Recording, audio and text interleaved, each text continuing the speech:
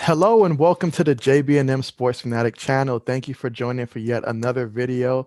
And we have a special guest joining us here all the way from Brooklyn himself. Kimani is joining us on the set. Kimani, what is going on?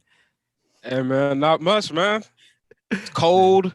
I don't want to go outside. That's why you see I'm wearing the hoodie. But Hey man, hey, all I know is that the Brooklyn Nets, they can definitely use you, bro. They can use your defense if nothing else. They've got the offense covered. They can definitely use your defense, well, man. well, if they want defense, they don't want to add me. All that's gonna happen: bunch of buckets, busted ankles. They Basically even what we already getting, basically. yeah, basically already that. They don't need any more bad defenders. You're right about that, but they don't have any more room for any more offensive players as well. So Well, when you got KD, Harden, and Kyrie, you really don't need any more. you need more basketballs. That's what we need. We're the ball boys. We need more basketballs. If they played with two basketballs, they might have been good. But If only, if only. But the question that everybody wants to know, and that I want to know from you, are the Brooklyn Nets a serious championship contender this year? you got to say they are. When you got Kevin Durant, top 5 player, James Harden, top 5, top 10 player, Kyrie, top 15. Yeah. At the end of the day, it's the NBA. NBA, as long as you got the stars, you always got a shot. That is true. That is true.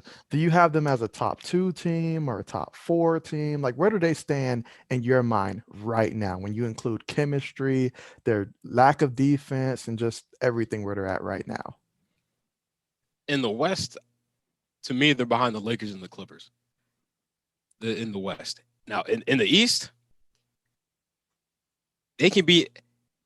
To me in the East, it's a toss up between them, the Bucks, and the Sixers. Because at the end of the day, yeah, they can score, but who's going to guard Embiid? Who's going to guard Yeah, Giannis? yeah. Then Those are both the those answers. teams, yes, and both those teams have excellent defenders on their court. Bucks have Drew Holiday, Chris Middleton, Giannis, 3 good defenders. The Sixers have Ben Simmons, Joel Embiid. Uh, I can't remember the boy's name who come off the bench, but he's a good defender too. I can't remember his name right now. he Well, can defend. he's coming off the bench for a reason, some may he's, say, but he's, but I can't remember. That's crazy. I watched him play yesterday. I can't remember his name right now. I'd have to agree. Although it does feel like from what we've seen from Milwaukee over the last couple of years. I mean, last year I was so hyped. I was like, all right, this is going to be the year Milwaukee's going to go ahead and at least make a deep run. I mean, heck, you ain't got to make it to the championship. Just get to the game before the championship. But it seems like every time we get in the playoffs, Giannis, he pulls this whole Lamar Jackson thing where it's like, oh, the stage is so big. Or what do I do? What do I do? This is not my game. I need to go inside. Can't shoot outside. And the team's just like, we need you. And he's like, I need help. And so they do great in the regular season, And as for the 76ers, I mean, they're looking fantastic right now. Joel Embiid, he's looking extremely good, like extremely good right now. You got to Um, say he's a top 2, top 3 MVP candidate right now. yeah, as of right now, folks, this is still early. Now, check the date of the video. This is still early. If That's a good things point. change later on and he decides to stop playing, which is a possibility, or he gets hurt, you know how Joel Embiid does. Those He injuries does will get hurt. take a toll. He will get hurt. And so, but definitely as of right now, he's definitely having that type of season. But to circle around back to the Brooklyn Nets, I mean, my gosh, they're letting everybody score buckets, man. I mean, you had the Wizards score 149. I'm confident that if my high school played them, we'd at least drop 60 on them. And we're not going to go too deep into my background here because my team was not that good, but we could at least drop 60 on these boys. They're letting everybody get buckets. And so, Yeah, I want to say I heard like a stat like last week, and it was like since James Harden came on the team, they had like the number 1 offense like of all time. But the problem was they also had the worst defense of all time. mhm, So it was like exactly. Exactly. they were right on one spectrum and then horrible on the other one. It was like wow. Exactly. I was a part of, and I'm not bragging about my high school career, folks, here, but I was a part of the record 82 points that my football team had. And there's one thing that I realized is that the offense was able to score because the defense wasn't stopping nobody. And so, so because the other team was scoring so fast, we were able to come back and score again. And so that's kind of what's happening here. Yeah, just right now And then it's the weird part is when they play a good right now it's like when they play a good team, they'll actually try on defense. You can actually see like, all right, they're putting in some. I even seen James Harden put in effort. I thought something I thought I would never see. Never. But when they play those Pistons, I don't know. Bro, those Pistons turned to pistols, man. They were shooting, man. This was I was like make Blake Griffin look like Blake Griffin when he was the Clippers. I was like, yeah, shit. Everybody wants to play him at least from getting my points up per game. Like, hey, put me in, coach. Shoot. Jeremy Grant went from role player to all-star when he plays against the Nets. Exactly. And let's not overlook the Cleveland Cavaliers. I mean, my gosh, you would think LeBron is still there to what they've been playing against Brooklyn lately. And so, I mean, everybody but Miami, really. They seem to play good against Miami thus far. And you can't even get anything off of Miami because in the middle of that fourth quarter, they had like 3 G League players on the court. like guys who weren't even playing last year. Listen, I'm a Miami Heat fan, and even I didn't know who any of those guys were. I was like, who are these guys? Yeah, it's tough. It's tough to watch. Some other concerns when it comes to Brooklyn in my mind is just we're already about their record is 15-12, so they're currently standing third in the Eastern Conference. But in terms of like total games played, none of the big three has exceeded more than 18 games, I believe, as of this moment. They've not played more than 18 games. And so you kind of wonder last year, like what happened with the Clippers in terms of chemistry. They were never on the court that long together. And we all know the history of these guys. They will miss time, whether it's, Durant dealing with an injury here or there. I mean, Harden to be out there, but whether he shows up defensively or not, that's a whole different situation. Now, Kyrie, he might pull himself out. He might not tell you when he's coming back. He might take a mini vacation. Hell, one day he might do like Derrick Rose did, leave and come back with dreads. We don't know. And so you just never know. But that's the Brooklyn Nets for you. Yeah, Kyrie's a wild card because you're right. You don't know if he's going to leave because he's hurt, which he's always hurt, or because mentally he just checks out and he decides he needs to leave for a couple weeks. Yeah, hey, I mean, he needs a vacation. Whatever world he's living in, it's flat, and I guess he just goes off the deep end sometimes. It's just, but he's definitely one heck of a talent when he does decide that he wants to be out there. And we all know that he was not the biggest fan of James Harden being on board. So that'll definitely be interesting to see how that plays out as the season continues to go on. Because I mean, the more that they're struggling in terms of getting wins right now, their last 6 games, they're like 3-3. So if this keeps up for too long, there's going to be some more finger points. Kyrie is not shy about calling people out. And as we all know from Kevin Durant, I mean, not that he would call out Durant. He shouldn't anyways, but Durant doesn't like being called out. Just like Draymond. He's just not like that at all. I feel like they'll be fine for now just because, like you said before, like all 3 of them haven't played a lot together. So now if all 3 of them start playing together and they start losing, yeah, there'll probably be some finger pointing, some James Harden, I need you to start going to the strip club. I need you to, get in some shape. Kyrie, no more stages. No, stop it. We're getting high on the court, and we can't play right because of you. Stop it. KD, no more burner accounts. Let's come. Man, when I saw Harden warming up towards the beginning of the season, I was like, this man is getting big. Like he just looked like he just let himself go since last NBA season concluded for him. So it was just this guy definitely, but he is trying a little bit more on defense, it seems like, from time to time. And obviously he has to know, having been kicked out of Houston, he left because he didn't feel he could win the championship there. Championships are important to him. And look, we've seen him in a championship game before. Well, we saw pieces of him. He disappeared in the championship game at the biggest stage. Nobody choked more than that man did. But so he's going to need someone like Durant and Kyrie. It's going to take the both of them to pull this man across the finish line. Because once he gets there, that's it. He's just there. He's just a role player. I do feel like this was, for James Harden, like during the clutch moments, this was like the perfect place for him. Because he literally has like the 2 of the best players in the fourth quarter that may have ever seen. Like Kyrie hit the greatest shot probably in NBA history in Game 7 versus Golden State. Kevin Durant hit the 3 in LeBron's mouth, to win the championship. And now, when in the fourth quarter comes around and James starts choking, Badly. Yeah, we the Nets don't have to worry about. Oh man, he's our main guy and he's not showing up. No, we can look up and see. Oh, we got Kyrie. Oh, we got KD. Now we good. All right, let's just give them the Yeah. ball. Let them take us home. We don't gotta worry. Exactly, exactly.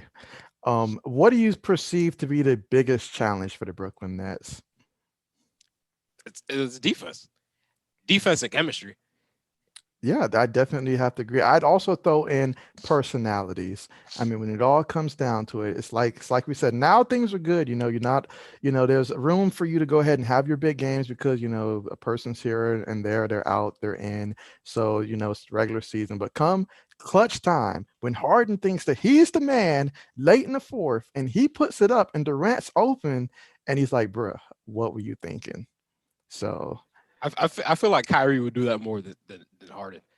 Kyrie as well. Kyrie Yeah, as well. yeah. Because even when it was just Kyrie and KD, I'd see them play and they'd go stretches where like KD wouldn't even touch the ball. Yeah. Kyrie would bring the ball up, shoot, bring the ball up again, pass, call it right back. Let me shoot it some more. Oh, KD, you're open. Nah, I got it. Shoot. Like, I mean, on a positive note, though, the fact that both Durant and Kyrie have both been a part of championship teams and played major roles in those and pretty much brought it home. They know what it takes, the level of that it takes to bring home the championship. And so that's going to be the difference when it comes to, especially getting out of the Eastern Conference. I mean, no offense to Miami fans out there, but I don't see Miami returning. Um, hey, chill out, man. I'm just throwing that out there, like, Chill out. I mean, we all like Jimmy Buckets, but I think he's a little distracted by, I believe, Selena Gomez this year. So he's got a lot going on. I understand that, but so don't destroy me in the comment section, folks. But um, Boston, I thought Boston would be, off to a better start than they are right now. You never know how things are going to look towards the end of the season. But another big concern that I have for the Brooklyn Nets, and this goes back to last year's playoff. And it's something that you have to consider just in case it does take that route. If the NBA, for some reason, decides that for the playoffs, they want to return to the bubble. They had success last year. None of the players want to go back, but you never know if the situation might have to require that. And if that's the case, will these guys be on board? That is another question. I could see that being an issue, especially particularly with Kyrie and even Durant, seeing how Well, I last year know they had. last year Kyrie wasn't a fan of the bubble. Yeah. So now that could be more towards because of the social unrest going on that he didn't want to go toward it, but he didn't want to go to it. But Kyrie definitely wasn't a fan of it last year. Kevin Durant, to me, Kevin Durant just eats, sleeps the basketball. So as long as if he goes to that bubble and he's like, oh, NBA players, basketball, hoops, I'm in. I got I just see KD is that type of guy where it's like, or as long as we hooping, we're cool. All right, let's go. It's like I Kevin can see Durant, that. yeah, during the offseason, wherever there's basketball players, that's where Kevin Durant is going. LA, Florida, Washington, New York, it doesn't matter. If as long as KD can hoop, he's perfectly content. Oh yeah, he definitely wants that chip. Definitely wants that chip. In terms of overall, do you think that Durant's currently the best player in the NBA or second best, or where do you rank him? Yeah, I'd probably give him second. Second. I Okay. can't put him above LeBron. Yeah, that's tough to do. That's tough to do. I Yeah, I will go on record to say that I have not been the biggest LeBron James fan since he was in the lead. I obviously warmed up to him since he's a Laker now, but prior to that, nobody gave him more hell than myself. But even I cannot pass that torch over to Durant. I just can't do it. There are some qualities that really separate them in terms of like leadership and just LeBron's a different style of player. Obviously, well, the way that I view it is that when you're looking at Durant and you're looking at LeBron, they both have embraced their roles in the NBA. It's like Durant is now the villain, while LeBron's trying to play the good guy. He's trying to be the hero here. And so the villain just teamed up with some other villains. I mean, he went and got a former associate there, his former sidekick, and Kyrie's like, hey, let's team up to take down your boy. And so, so yeah, so definitely interesting there. oh, sorry, my dog barked. Hey, he wants to chime in. Put him on. See, So we got two special guests here. there we go. There we go. There we go, Yep, folks. just a There we hairball. go. He is looking like, what is this guy talking about? He's like, put me down. I'm trying to walk. Right. Right. It's like you're ruining my flow. He distracted me. Well, what were we talking about again? I believe we were talking about the way that both Kyrie, Durant, and company just well, in my opinion, anyways, we were talking about the bubble, and then from the bubble we transitioned. Oh yeah, best player in the world, right? Best Yeah. To me, took yeah, me a Kate. minute. Yeah, once we backtrack, we got to right back on track. So, yeah, to me, the difference between KD and LeBron is, to me, LeBron can take inferior talent and he can uplift them. Yeah. So, like you saw some of those Cleveland teams into the finals. To me, you put Kevin Durant on that team, he can't do the same thing. Oh no, he won't. Yeah, he won't. He will not do that. No. He would have left a lot sooner. But yeah, but Kevin Durant, he's the best offensive player in the league right now. People will say James Harden, but to me, it's Kevin Durant, because Kevin Durant will get you 30 and he'll take like 12 shots and it'll be easy. There you go. He'll have 30 and you'll be like, when did you even score 30? How did you even, when, how? When James Harden scores 30, you know he scored 30 because he took a bunch of shots. Very efficient, definitely very efficient. And that's important, if both guys are getting 30, but Harden has to keep the ball in his hand the entire time, while Durant, he's just making clutch shots when the team needs it most, and he's not interrupting the flow. That goes a long way. Exactly. So, he doesn't need the ball. He doesn't need to dribble a lot. He play off the ball, whip ball, post, elbow. Yep. It doesn't matter. He could just do everything on the court. Yep. They say that the team pretty much reflects the mindset of the head coach. And with Steve Nash, when you look at when he played, great offensive team at the Phoenix Suns, but the defense wasn't that great. And Brooklyn's sitting 24th right now. So, I mean, they really are a reflection of their coach, honestly. Then you went and got Mike D'Antoni as well. And so that's just like, look, we're loaded on offense, but we just decided we don't give a heck what happens to the defense. Like, we're just going to outscore you. That seems to be the mindset. He's trying to show you that those Phoenix Suns days, we could win. we can score and not play defense when we have Kevin Durant and Kyrie.